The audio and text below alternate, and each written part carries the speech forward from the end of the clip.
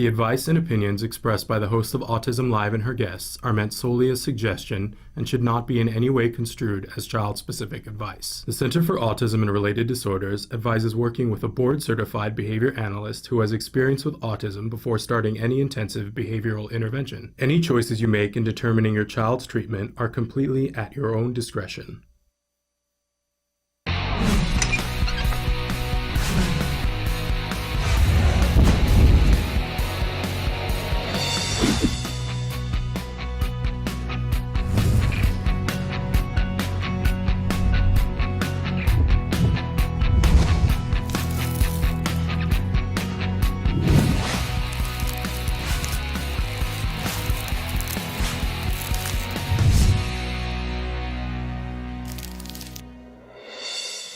Good morning and welcome. Oh, the mayhem.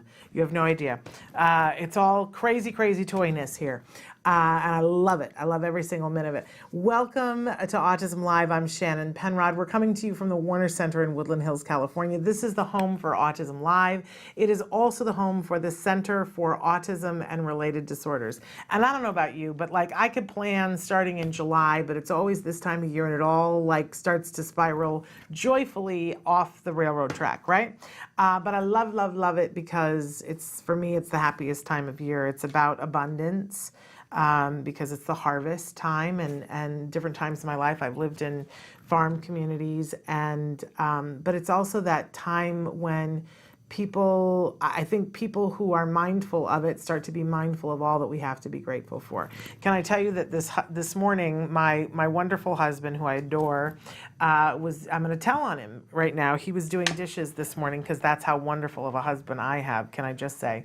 And we had a sink full of dirty dishes. We've been trying so hard to keep on top of it, but you know, life gets crazy and we're doing things and they'll stack up a little bit. So he was there doing dishes and I thought, oh, it's his day off and he doesn't get enough days off and this poor man is having to do dishes on his day off. And I walked by him and he said, can I just tell you how overwhelmed with gratitude I'm feeling right now? He's like, aren't we the luckiest people? And we both stood there and said, yeah, because when you have a sink full of dirty dishes, it means that you've got dishes that you were eating and there's a roof over your head, right? And there have been times in our lives when we would have been like, you know, a sink full of dirty dishes would have been a fabulous thing to have, right? So how lucky am I that I had a husband who realized that for what it was and reminded me of what it was. Let's all get our grateful on today, right? Because there's a lot to be grateful for. Yes, there's a lot to be fatutzed about. There's a lot to be upset about. There's a lot to feel lack. That's all there too. But we have the choice of which mindset we want to be in. And I guarantee you that if you walk around feeling grateful for the things that you are and that you have today, that abundance will come to you. It will show up in the silliest of ways. It might just be that somebody smiles at you because you were smiling. And boy, that can change the whole equation, right?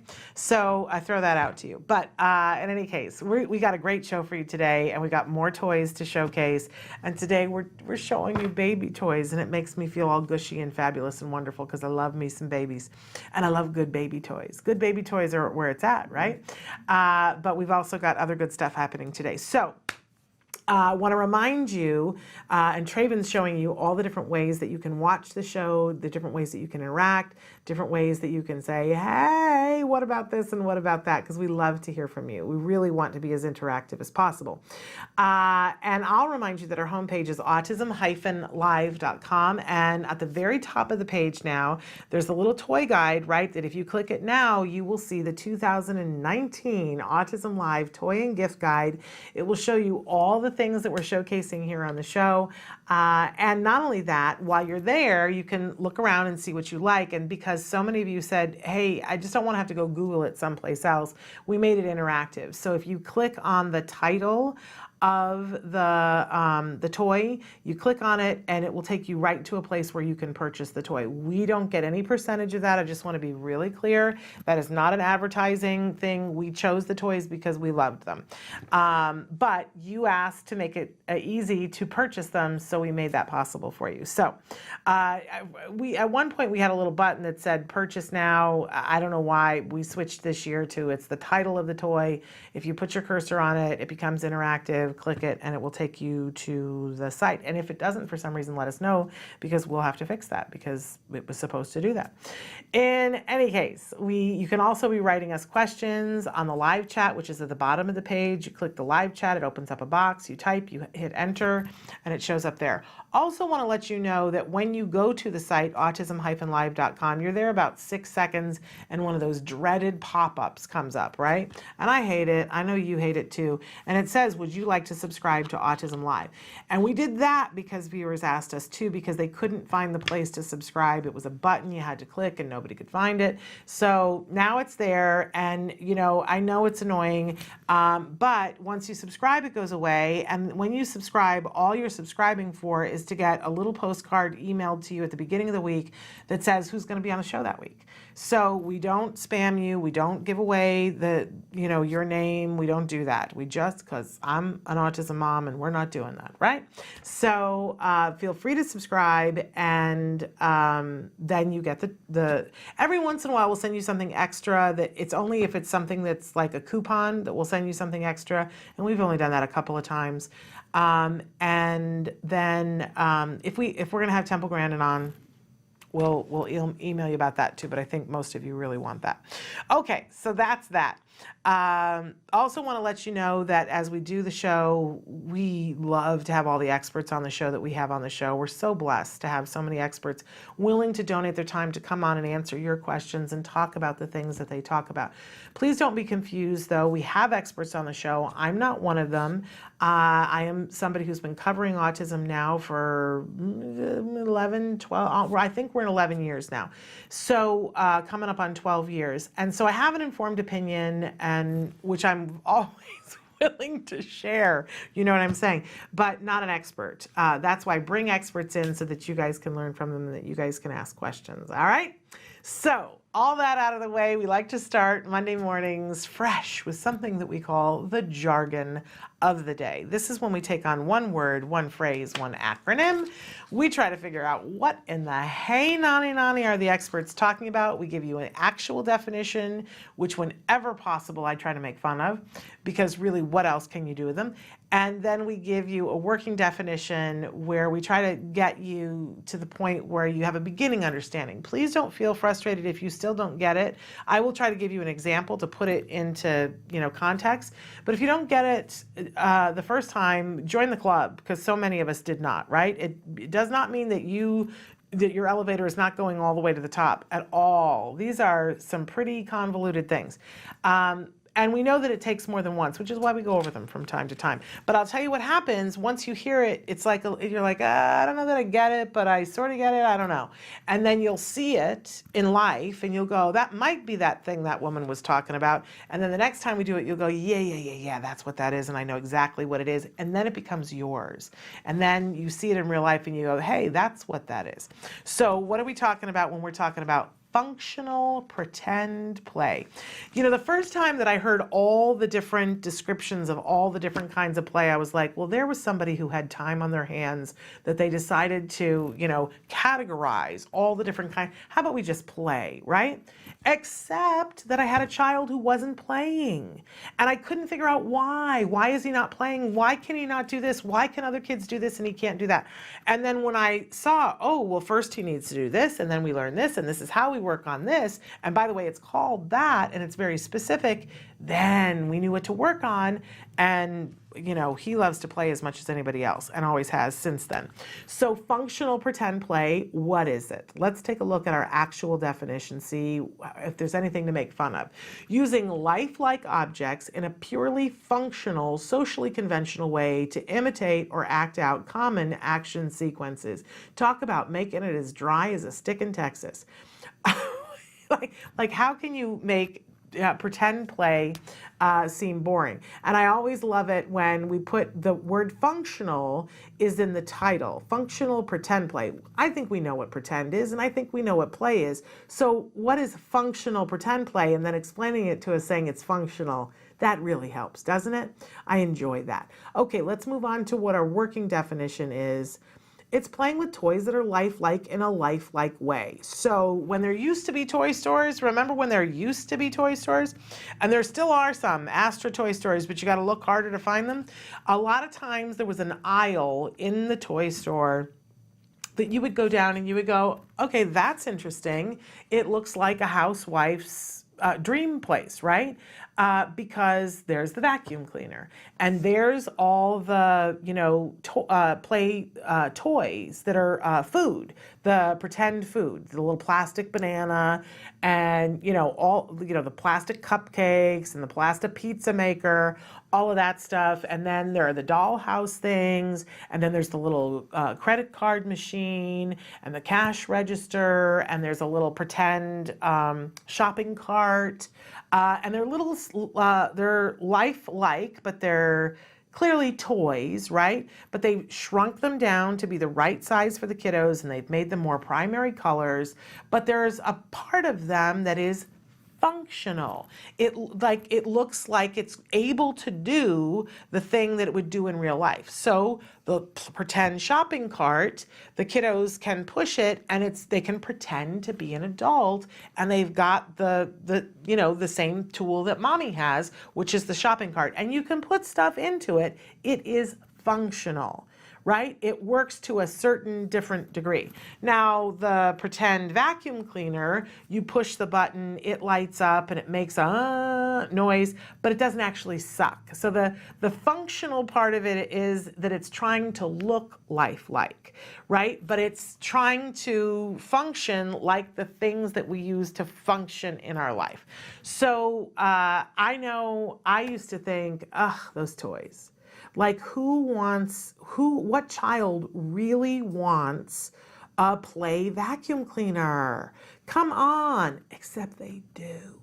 They really, really do. They really, really want it. And if you take them to any kind of a daycare and they have the little playhouse that's there and there's the play vacuum cleaner and there's the play stove and the play food and all of that stuff, and they'll play house and they will vacuum. And they do all the behavior that they see whoever does the vacuuming at home. And it turns into this thing where they are pretending to be adults. This is very good play for them. And it's good because they're noticing things. And by the way, if your kiddo doesn't notice those things, it's good to have them play with other children. And maybe they're not noticing that dad is vacuuming, right? But then they see one of the kids vacuuming and they go, oh, what are you doing with that? And they want to model the behavior. And guess what? We want them to model the behavior because later on when they're a little bit older and we actually want them to vacuum, we don't want it to be the first time that they've ever seen it. And it helps them to learn about roles and things that we're trying to do. It gives them the safe place to try it. For our kiddos that have food sensitivities and we play with it with the pretend food and we've taken out all the smells, we've taken out all the textures, and now we're just doing the social part of the eating, which is an important part of it, right? So don't discount the functional pretend play toys. I always diss them. But my son did not know how to sit and eat with another person. He literally, if anybody else was there eating with him, he would just stop and be like, what's happening? And he wouldn't eat because he was so busy watching what everybody else was doing that it was fascinating to him, right? And so he wouldn't eat. So we would do pretend play. We got a little, there was, at the time, there was a little backpack that came filled with Subway pretend food. And it had the little Subway cup, had the little logo on it, and it had all the things to make a Subway sandwich, and the bread and the cheese and the meat and all that stuff. And so we would make the pretend sandwich and we would pretend to eat it. And because there wasn't the smells and the textures and we weren't actually eating, he could do that with us. And so gradually we got him to the point where he could eat with other people sitting there eating. He's still not great at it. Like, he tends to engage in the social thing and not focus on the food. But now as a teenager, it's not like he's going to starve to death. And I'd rather that he focus on the social. I would much rather when he's with his friends that he's focused on what's happening amongst people, not the food. But we're not worried that he's going to fail to thrive. You see what I'm saying? So functional pretend play, it's a thing that we definitely want to do. And we want to start with the thing that looks like it, because then we're going to move to symbolic play. And eventually we're going to get to that creative play that you guys all write in and say that you want to know how to get to. Well, you got to start here. And they learn, like, there's rules to this. I can pretend and I can do something else and it looks like I'm being someone else. That's laying the groundwork, okay? Moving on, we have a question for you. And our question for you today, that goes kind of hand in hand with this, is a blender a good gift?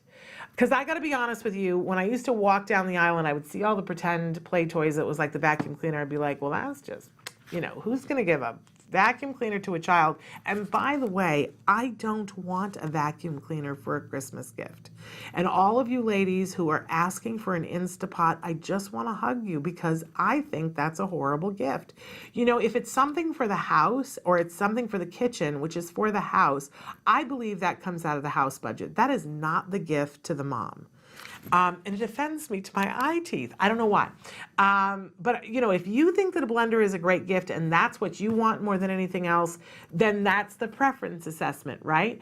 But I don't. And we have this big joke in my family about a crock pot, because at some point my husband was talking about getting me a crock pot for a Christmas gift. And I was like, oh, no, you don't, because I will get you a plunger for a Christmas gift. I don't think so, right? But so if a blender is a great gift for you, write in and say so, but I don't think so. Unless, maybe if it's, if it's a wedding gift, sure, it's a great gift, but I don't think it's a Christmas or a Hanukkah gift. I'm sorry, I don't. But I'd love to know from you guys.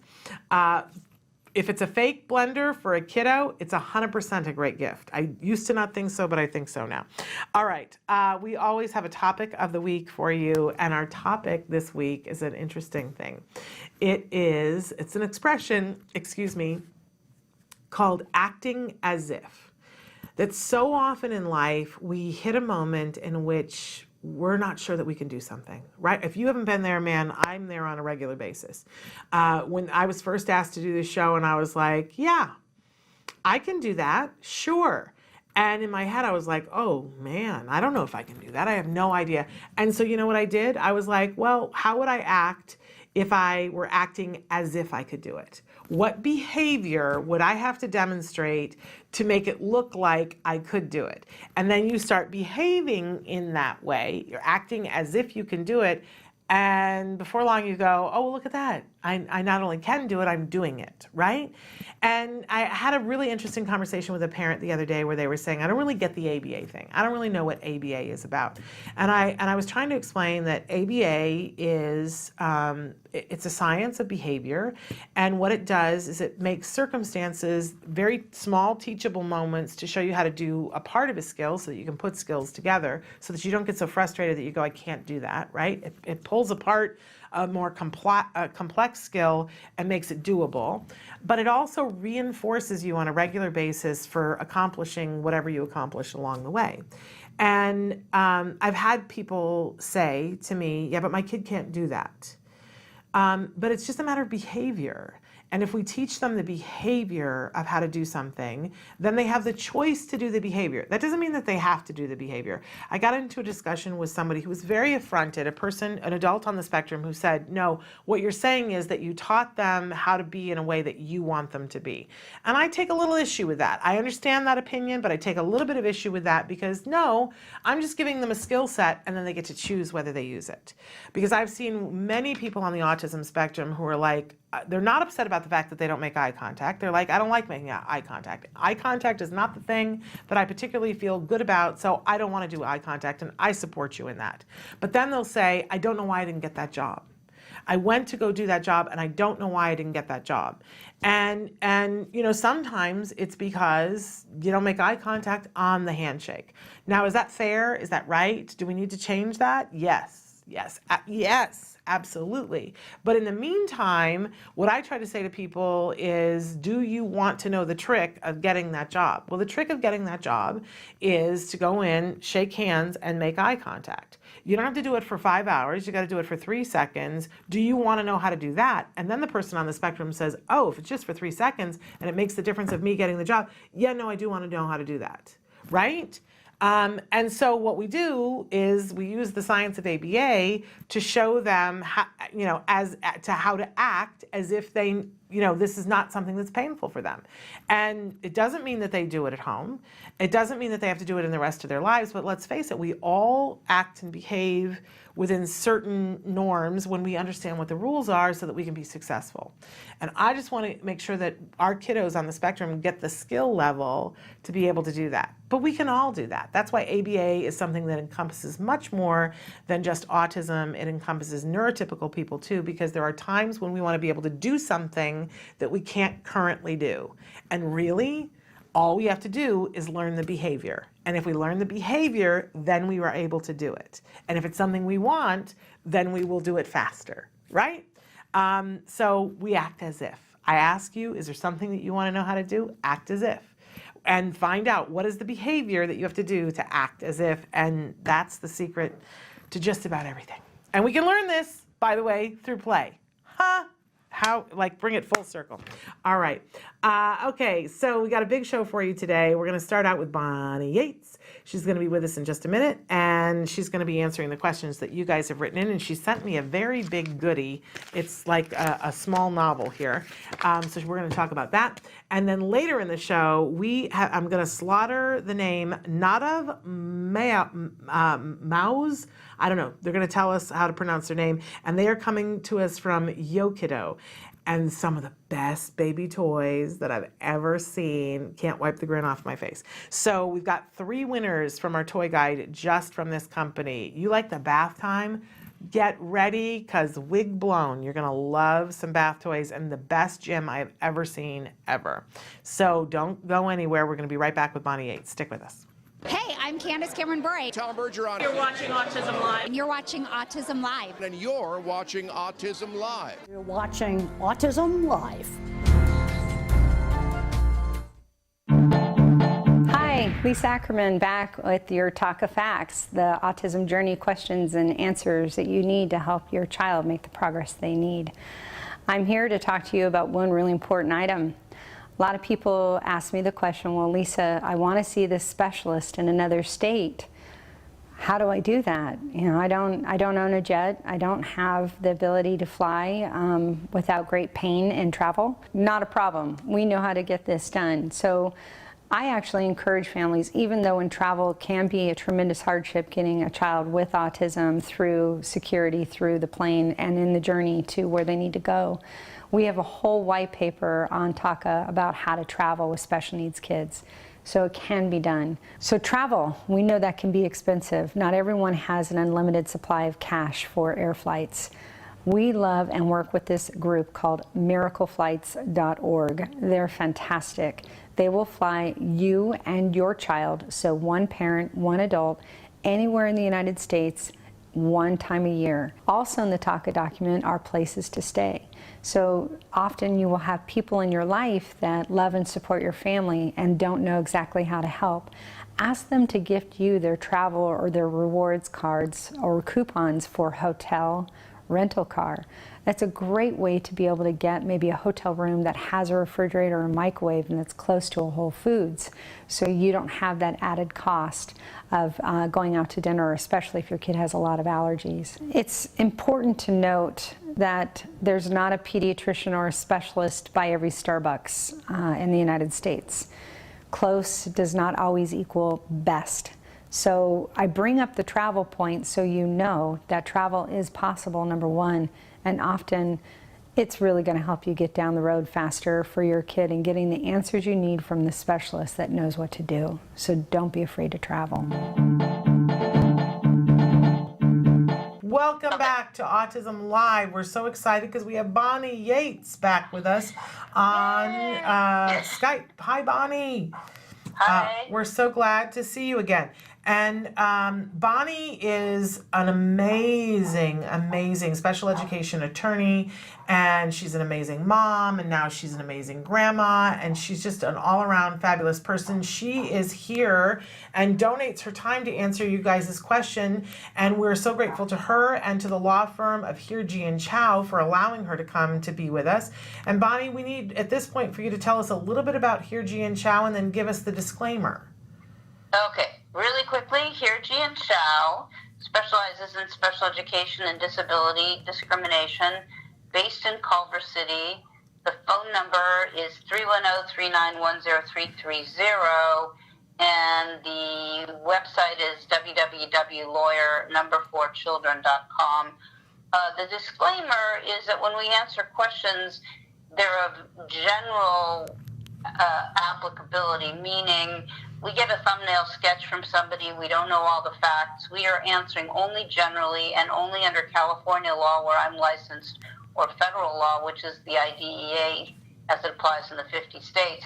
So most people really have a specific problem that they should see a lawyer for. So we're trying to teach you about your rights under the IDEA, but probably if you have a specific controversy, you really need to get some more focused attention. Sit down with somebody that can ask you the right questions. So with that said, we had questions for today. Yeah, let me dive right in.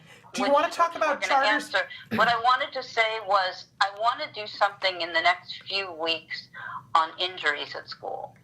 Because Okay. a lot of kids get injured at school, and we get a lot of questions also about my kid is coming home with bruises or marks, or, we've talked a little bit about that, but we're going to venture into the realm of how you preserve your right to sue if you believe your child has been injured at school.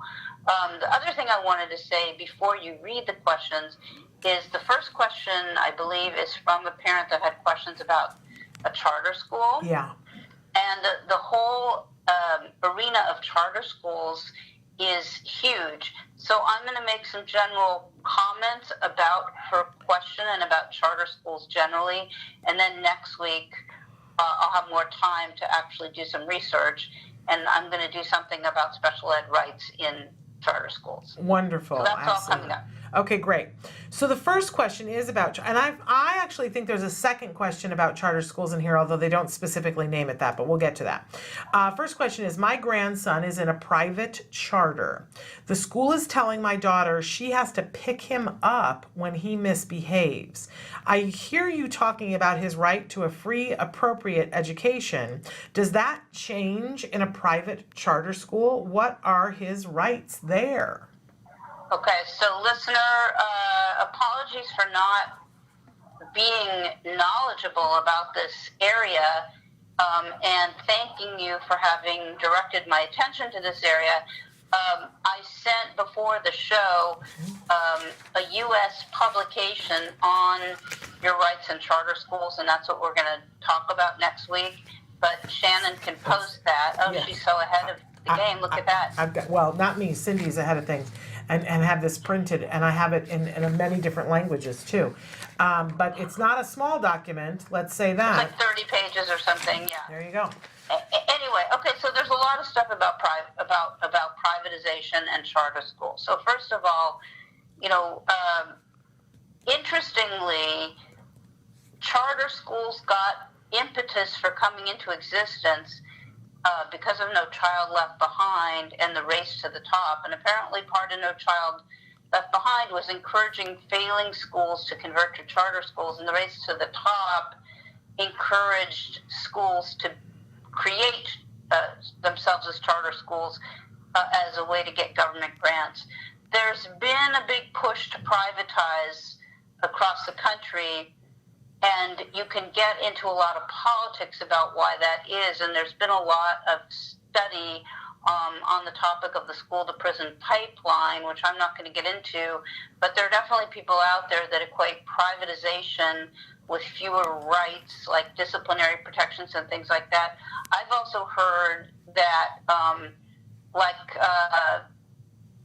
Bloomberg, I think, is behind the creation of a lot of charter schools in Los Angeles or in California, and they have pretty lofty goals for how many tens or hundreds of charter schools they want to create. And I know one of the things about the charter schools that's different is they don't have the right to unionize.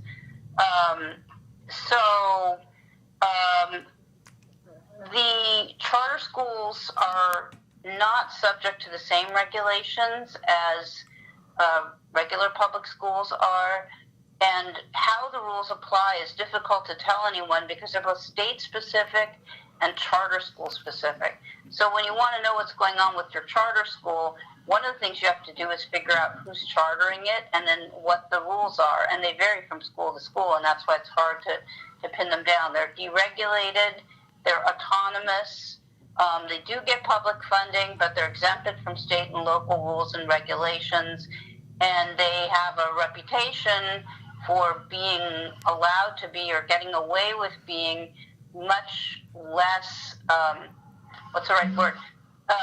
Don't observe the rights to the degree required by law of students with IEPs that may be being expelled from school for behavior that's a manifestation of their disability. So because of the way they've been deregulated on the state level, civil rights lawyers have concluded that they're going to increasingly have to rely on federal law to enforce people's rights in the charter schools. Their funding comes from local property taxes, state per pupil allegations, and federal categorical aid programs. And theoretically, all charter schools are supposed to follow the IDEA in the charter school, but we know that there are problems with that, and that's what we're going to talk about next week. With all of that said, there are at least 2 charter schools on the west side of Los Angeles. One is City Charter and the other is New West Charter that parents are dying to get into. And I will tell you that I did an IEP about a year ago at New West Charter School, and whatever else is wrong with it, the school is clean, it's not overcrowded, and when I did the student's IEP, it was one of the most non-adversarial IEPs I've ever gone to. So I think charter schools are a mixed bag, but I want to encourage the listener to look at that publication, and I'm going to talk more about this next week. So that's kind of what I know today about charter schools. Okay. So the next question, my son's IEP, because of autism, allows him to have speech 1 hour a week. All they work on there is pronunciation, which he needs, but there is no work on creating conversation. How do I get them to work on that? Okay. So I can't imagine working for an hour a week on articulation. I mean, I think it would just drive everybody crazy. And if he's a child with autism, you assume that he has problems with expressive and receptive language and pragmatics, among other things, in conversation. So you've got to go back and look at the IEP goal that was written. And if the only goal that they wrote for him was an articulation goal, that's probably a denial of faith, because probably he should have had goals in these other areas. You don't say when his last assessment for speech and language was completed, but if you go back and take a look at it, see whether it is deficient in that it doesn't mention any other problem areas except for articulation, or if in fact it does, and so the deficiency was that those things weren't written into the IEP. If you're concerned that the speech and language evaluation upon which his IEP is predicated is deficient, and the assessment is less than 2 years old, you can write the district a letter and request an evaluation at public expense in the area of speech and language. And that would be a way to get an outside person, an outside professional speech therapist, to do an assessment of him and figure out what his unique needs are in the area of speech and language, and then you could come back to the team and you could improve the IEP. Wonderful. Wonderful. Great concept. So I'm going to move on to this third question. I suspect this is also a charter school question. My daughter goes to a school that has a lottery. My son is automatically supposed to be accepted because of their grandfather policy. They are saying he can't go to school there because they don't have a program for him. It is a public school. Can they do that? Well, you know, that's a very interesting question, and I had somebody in the office who had a similar situation, and it wasn't a charter school. It was a language magnet. Okay. And the language magnet had the policy that that siblings got automatic preference. So I think what you're going to run into is that you get automatic preference, but the IEP team may not recommend that placement. And so then what? I mean, because on its face, it sounds like pure discrimination. But you also have this issue of the IEP team determines placement. You could try telling them that they're discriminating against your child on the basis of his disability, and that non-disabled kids who have siblings, those siblings get automatic preference. So your child is being treated differently because of his disability. And you could challenge that at the time of the IEP meeting by disputing the IEP, or you could make a state complaint to the California Department of Education on the grounds that your child is being discriminated against because he has a disability. You don't say what kind of a program the school has. If they have a general ed program and it's just dual language, then I think the question becomes, what kind of placement does your child need? And if your child can be successful in a general education placement, then I'm back to this is discrimination and they have to let him in. But you'll have to have a strong campaign. You know, you need to figure out what things you're willing to do, and then you need to go and sit down with the principal of that school and say, I know you're trying to do what's best for everybody, and you may not realize it, but, you know, what the school's doing is breaking the law, and go from there. But in theory, they can't discriminate against him on the basis of his disability, but on the other hand, if he needs a moderate to severe special day class, and all they have is general ed, I don't think you're going to get a hearing officer to rap these people on the knuckles. You know, I think the hearing officer is going to say, well, if he doesn't need general ed, he needs a specialized placement, then that's not the right school for him. Okay. But if he can be successful in general ed, you have a strong case. Okay.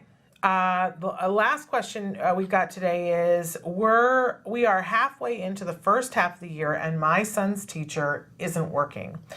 She is all about punishment. She punishes him by making him sit out of social activities.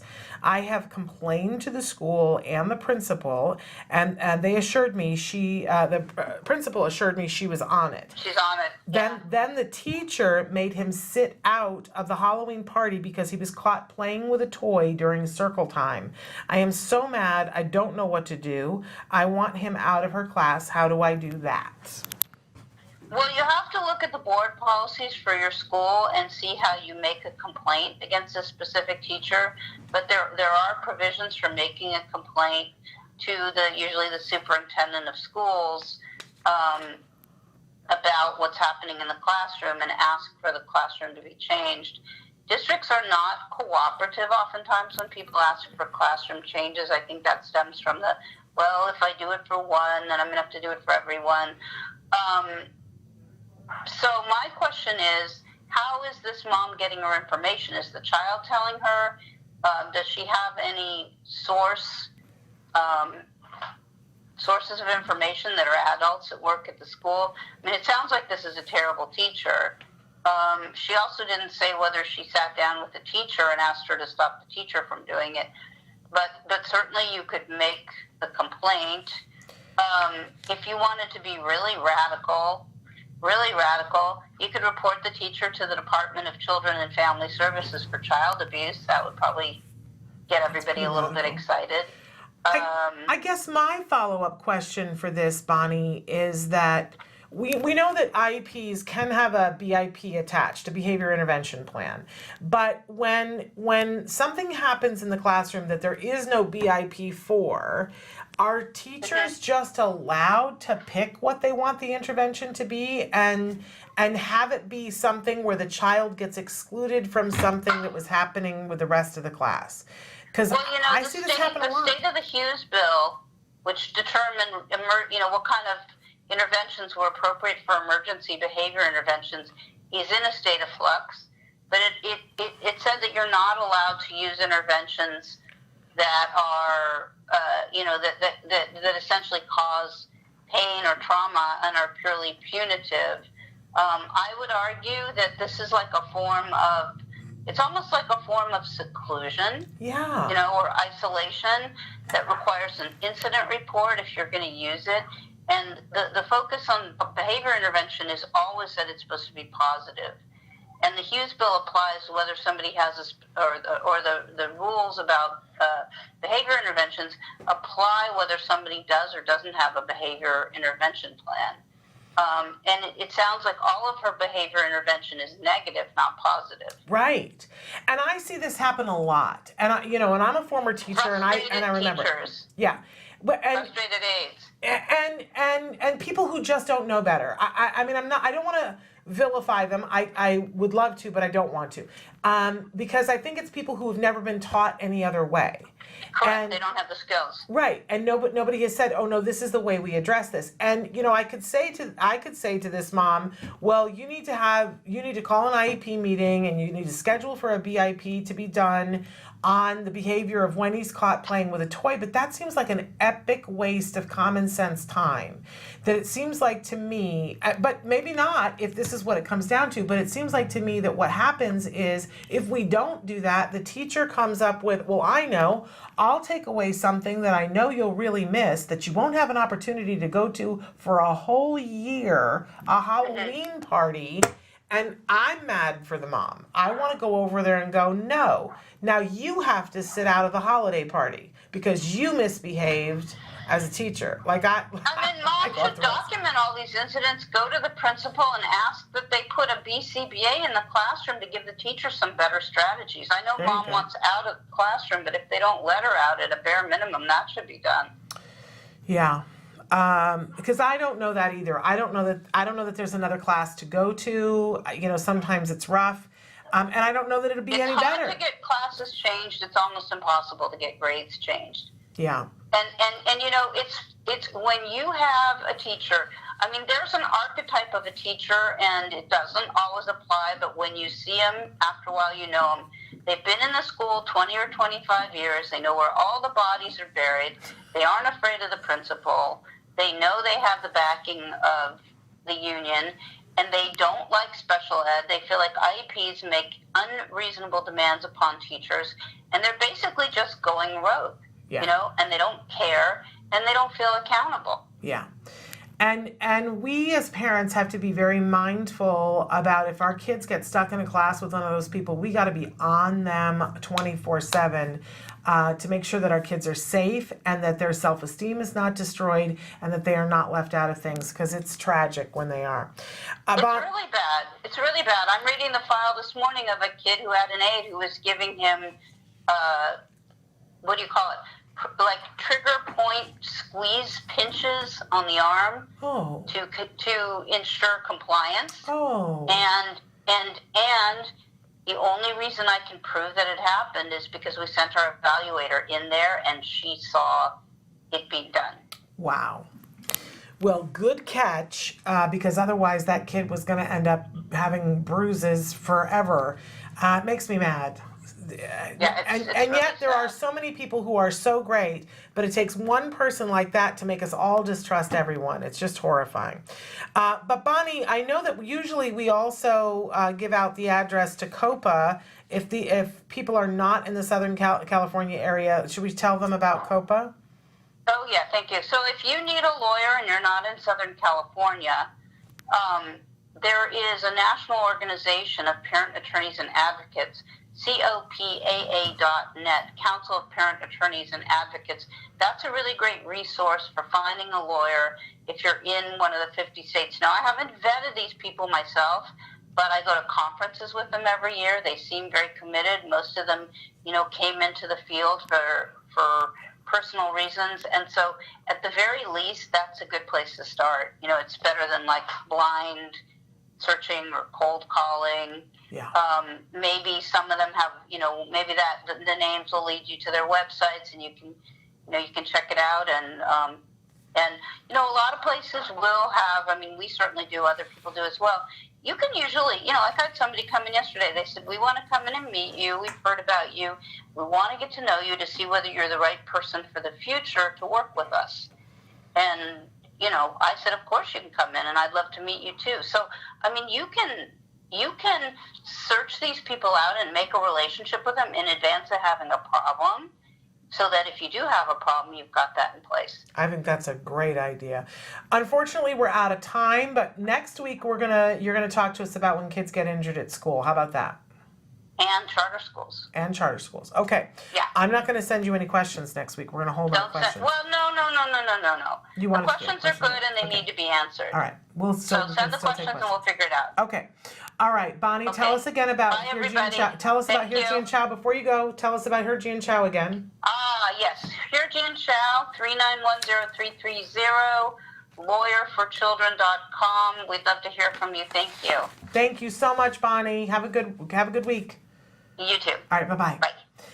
That was Bonnie Yates from the law firm of Hirji and Chow. We are going to take a break, and then we are going to be back. Oh my gosh, if you love baby toys, I've got some baby toys for you. Absolutely amazing. We're going to have Yookido on with us talking about 3 of the winners from this year's toy guide. So don't go anywhere.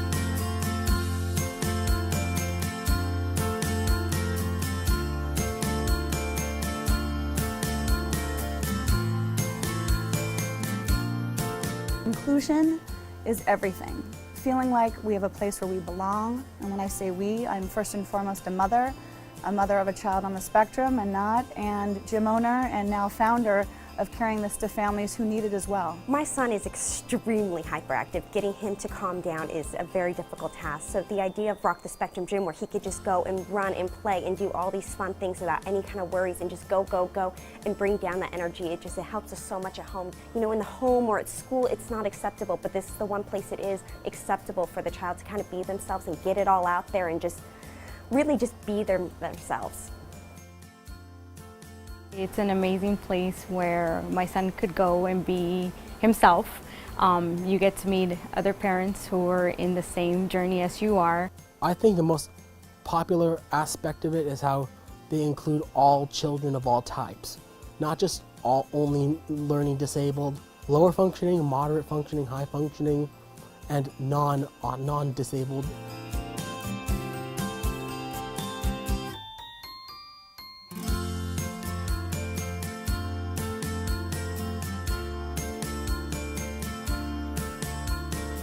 The people there are so friendly. Everybody's like family. They always greet you with a smile. There's not one negative thing I could say about any of the employees. They're all absolutely amazing. I think every parent should walk in through those doors and see what an amazing gym it is. Now a diagnosis being 1 out of 6 kids are in some way or form affected with sensory processing disorder or autism. That's why We Rock Now is on the rise. People want to be a part of it. People know that they have a community there. They know that they can learn more information about things that they don't know themselves or that they can share, build friendships, and basically get what you get in an OT facility, but it's not $150 an hour. It's $12.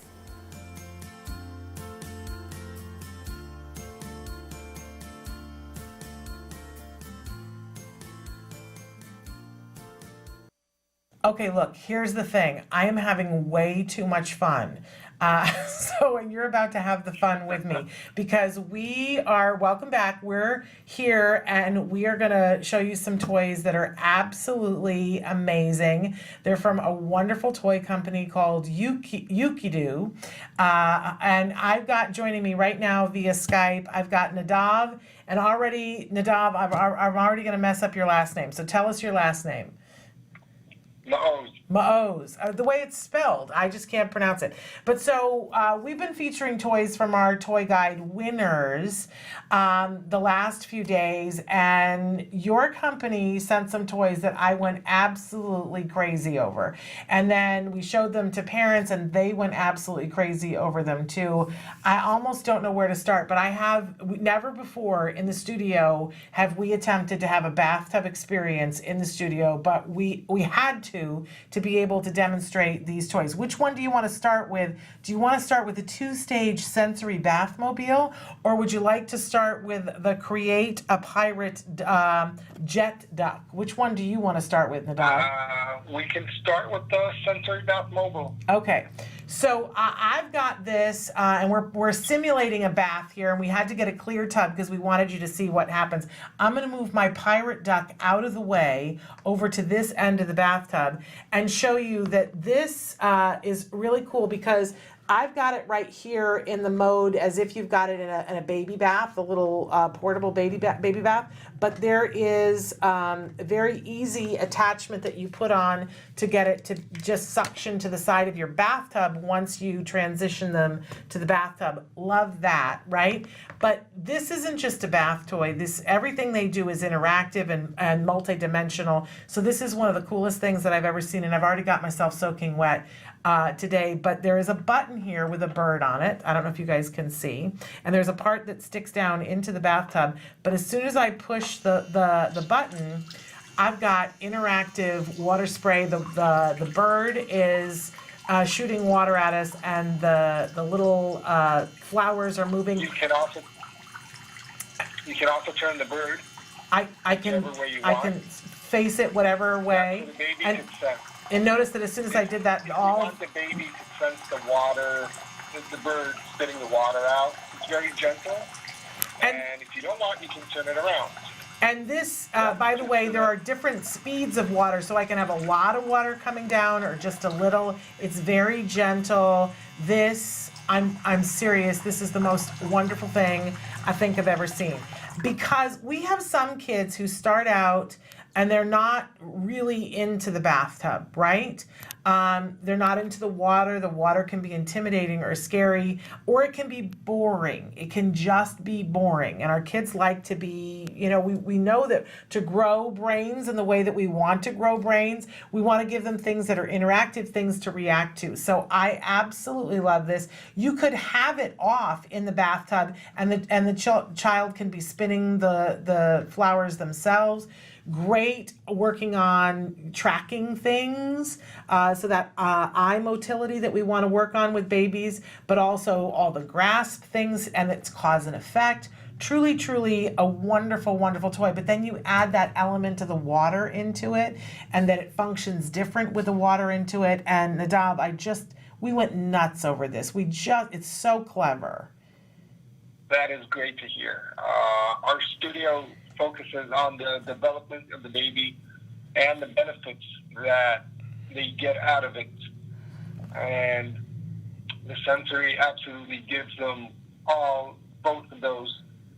And once they start, usually they start with their feet because they want to try it out. Mm-hmm. And then they start moving their hands towards the wheel, the spinners that are going, and the sense of the water calms them down, which we found out. We tested before we place a product on the market.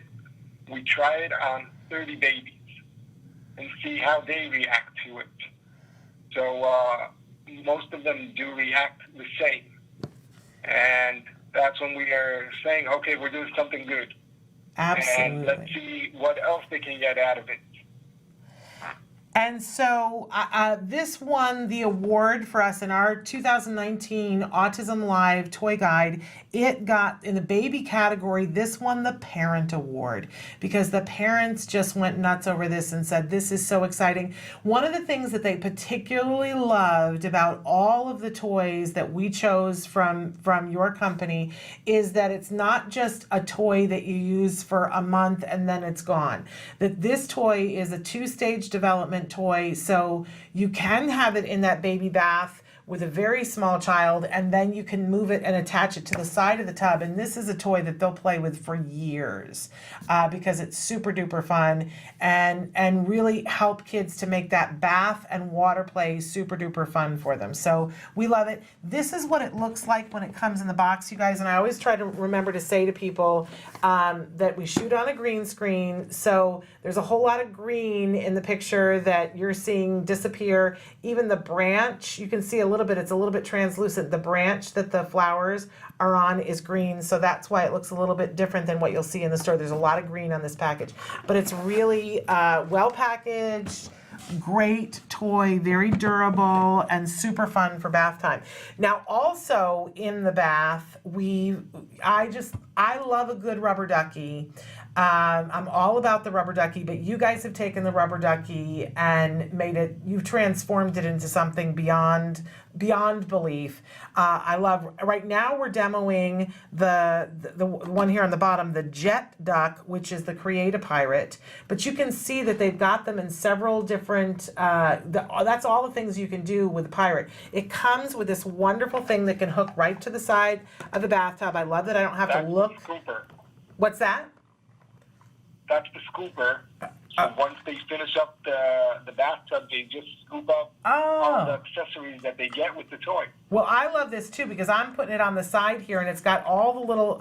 So it's kind of like the old Mr. Potato Head, right? I can take the hat off of this guy. I can take his eyes off. I can change what he's wearing in the front. I can make him look lots of different ways. There's holes here. I put the pirate thing on the cannon, but we have to show them what this does.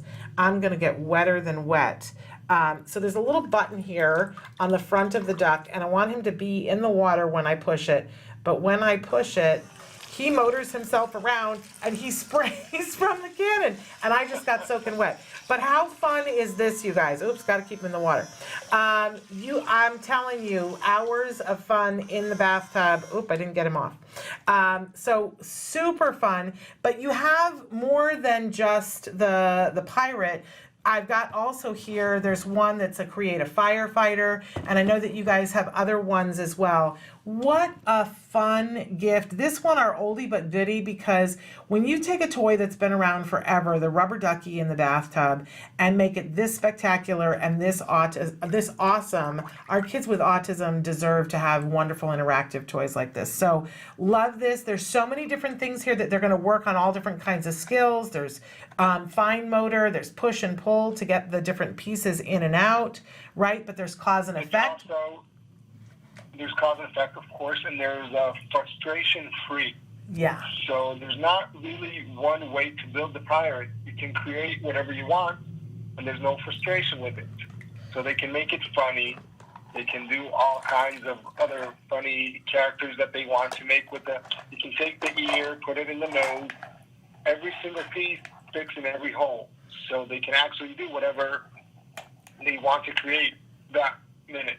Yeah. So there's no frustration with it. And we also have one for girls, which is the Create a Mermaid. Which is also a beautiful one, yes. So they have a lot of playtime with it. Really wonderful, and I love that we've got the cup that's self-draining, so it gets water in it, you pull it out of the water, there's holes in the bottom, and it drains all the stuff out. It's got a thing on a hook here, so if I can put it on the side of the tub if I'm doing the baby tub, but there is a piece that I can change it as well to go to a suction cup so that I can put it on the side of the bathtub. So, because we know that we want bath time to be really reinforcing, and we want it to be super fun, and I love that there's all these pieces because they're gonna sit in the water and they're gonna change the duck piece, the bill out, they're gonna have all that fun doing that. But when it's time for the bath to be over, I know we've all gone through that experience that you're trying to take a shower the next morning and there's bath toys all over the bathtub, right? So I love that you were saying scoop it up with this and you've got a place to hold all of them, and it can suction right to the side of the bathtub and you're good to go. Love, love, love these toys. All right, we have another toy of theirs to show, but I kind of want to mop down because I've gotten wet and gotten the desk wet before we show you the most amazing baby gym you've ever seen in your life. So I'm going to ask you guys to hold tight while we go to commercial. We're going to reset for the jungle gym. Is that okay for you, Nadav? Sure. Okay. I'll wait. While we're in commercial, as we go to commercial, I'm putting can you see the stream on this thing? It's hilarious. So much fun. Your kids will love this. If you're a grandparent, you should get this for your kiddo, for your grandkids, because it will be the toy that is dearly loved. I just want to play with it all day long. All right, we're going to go to break. We'll be back to show you this amazing, amazing sensory gym. Stick with us.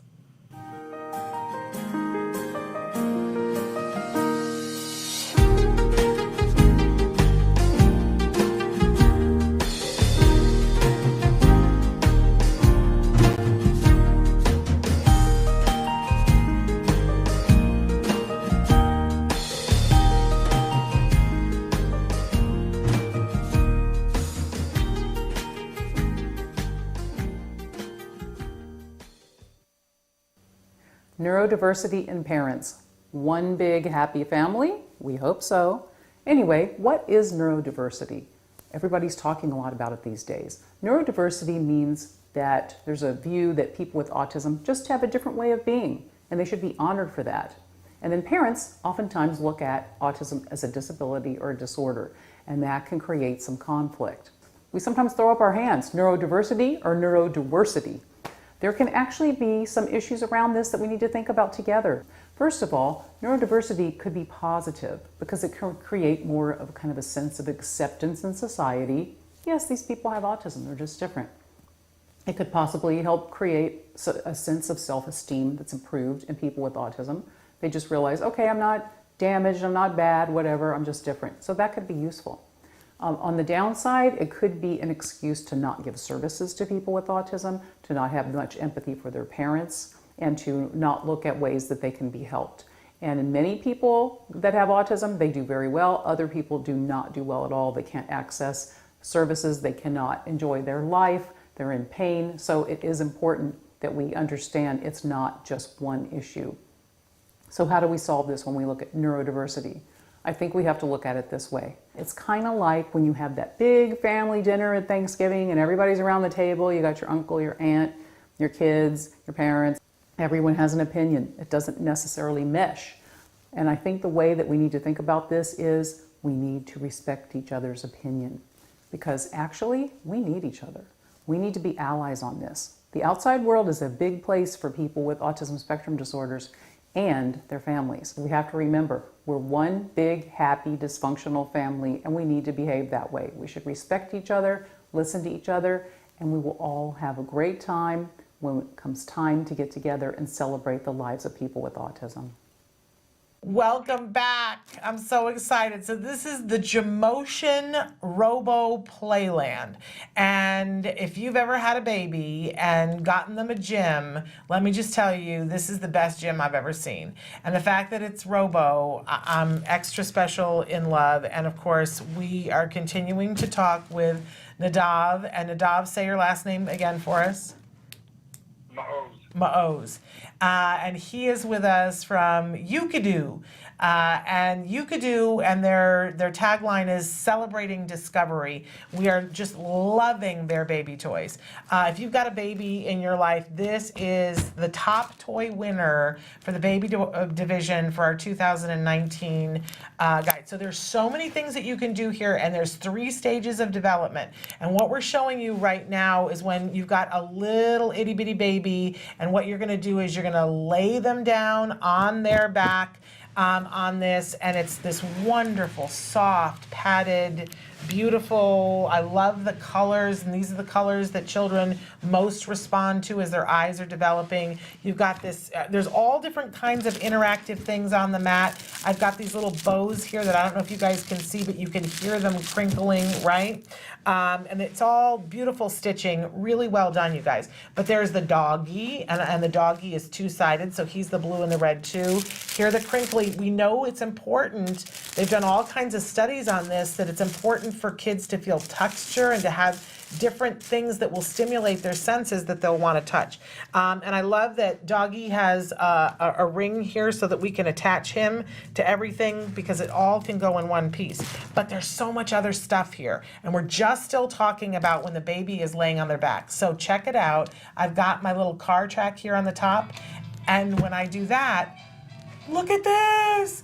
So I've got this wonderful car that's going to go back and forth, and whatever I've attached here, right now we've got a mirror that's attached to it, but I've also got so many other choices. I could attach the little robot characters to it. I can attach this interactive rattle, and I've got different volumes that I can make the car go. So that's stage one. And have I left anything out of stage one here, Nadav?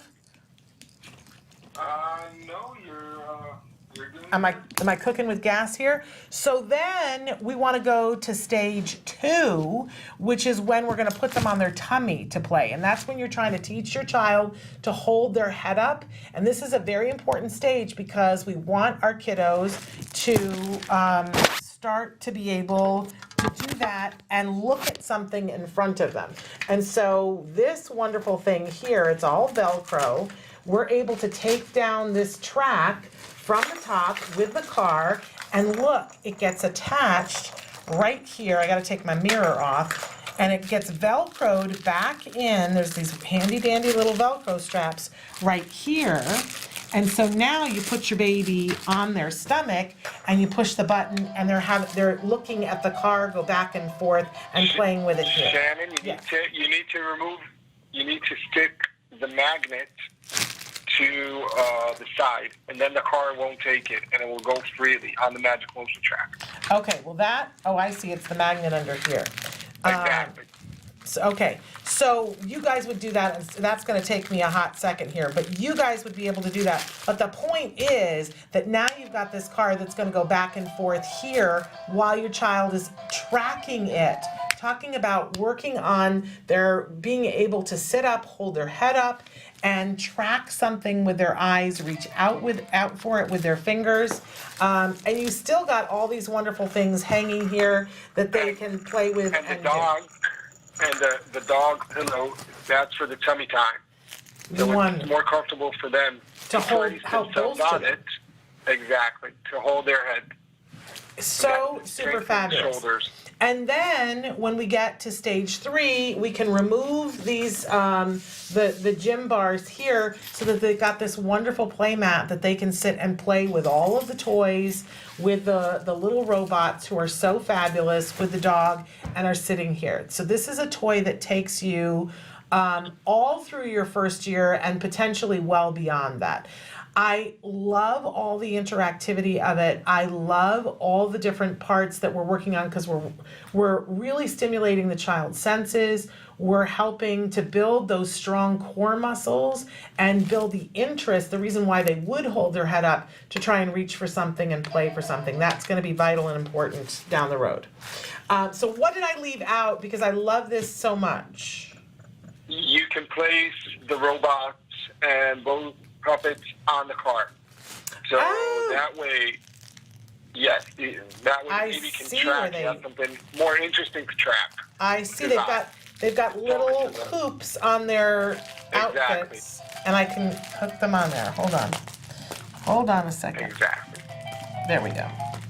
I got him. I did not see that before. I missed that. That's why I had to have you here with me. But look at that. Look at him go.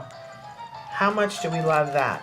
And then they're going to want to reach out to grab that, and that's good play skills. Okay. And I can adjust the volume on that too, which is the hallmark of a good toy too, right? It also plays 2 tunes. You can put it without volume or 2 tunes. And I love the doggy. The doggy is wonderful. And one of the best things about this thing is that all of this folds up very easily, and there's little handles and Velcro so that you can take this to grandma's house and it's no big deal. And it just folds like a taco.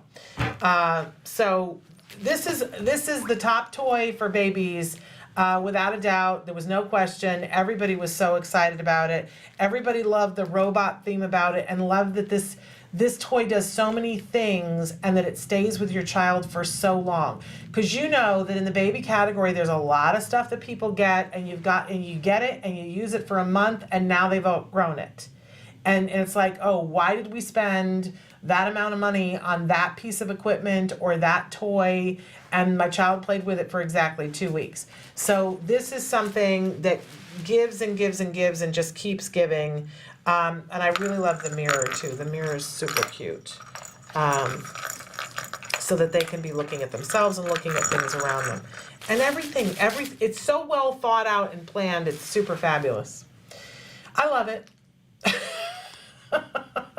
I'm guessing you do too. I do too, absolutely.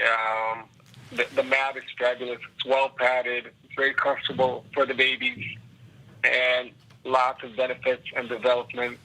So that's what we do for babies.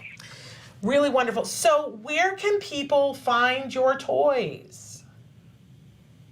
Well, you can find it at your local specialty store. You can find it on Amazon. Some of them are in other mass market retailers, Barnes and Noble. We're all over. We're well spread.